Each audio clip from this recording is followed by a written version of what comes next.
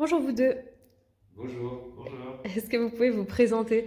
Moi c'est Hugo Frédéric et moi je suis Maxence Laurenti. Nous sommes les deux cofondateurs de la conserverie Jovinienne, une conserverie bio artisanale et locale située en Bourgogne, dans l'Yonne. Et on fait des recettes végétales en bocal, labellisées bio, à base de fruits et légumes locaux et de saison. On propose un peu tout ce qui est possible de faire toute l'année avec des produits de saison. On propose des sauces tomates, des soupes. On met beaucoup de légumineuses locales aussi en bocal. On propose des confitures. On a développé aussi une série de ketchup artisanaux un peu revisités et une gamme de tartinades qui plaît beaucoup. Est-ce que vous pouvez nous indiquer d'où viennent vos ingrédients? Oui, alors nos ingrédients proviennent à 70% de moins de 70 km de notre atelier. On a voulu penser notre projet en ayant un impact territorial assez fort. Et du coup, on a développé un partenariat de confiance avec un certain nombre d'agriculteurs biologiques vraiment très locaux, vraiment situés très près de notre atelier. Est-ce qu'il y a des produits dont vous êtes particulièrement fiers?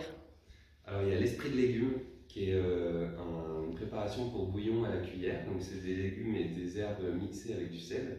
Et on l'utilise très facilement en mettant une cuillère dans toutes les préparations en sauce à la place d'un bouillon cube, ou le badigeonner avec de l'huile sur des légumes vapeur, tout simplement. Et ça relève merveilleusement le goût de tout ce qu'on l'utilise. On a un autre produit aussi qui marche très bien, c'est les tartinades à base de légumes, notamment les tartinades à base de butternut. Là, on a développé une tartinade de butternut au citron romarin. Donc ça, c'est un tartinade classique pour l'apéritif, mais qui change un petit peu de toutes les recettes qui peuvent exister sur le marché.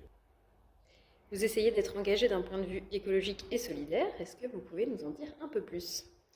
Oui, alors au point de vue écologique, donc on utilise 100% énergie renouvelable, on utilise des emballages réutilisables et recyclables. On consigne aussi nos bocaux en vente directe. Et on s'engage aussi sur l'anti-gaspi, c'est-à-dire que 35% des légumes, des fruits et légumes qu'on a utilisés l'année dernière a été destiné au compost si on n'avait pas été là.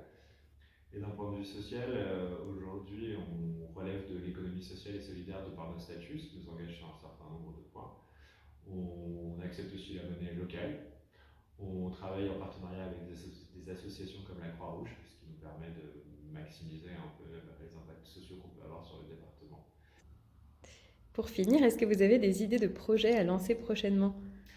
En ce moment, on participe pas mal à l'éducation alimentaire, parce qu'on travaille avec des lycées pro, on essaye de vraiment se tourner vers les particuliers.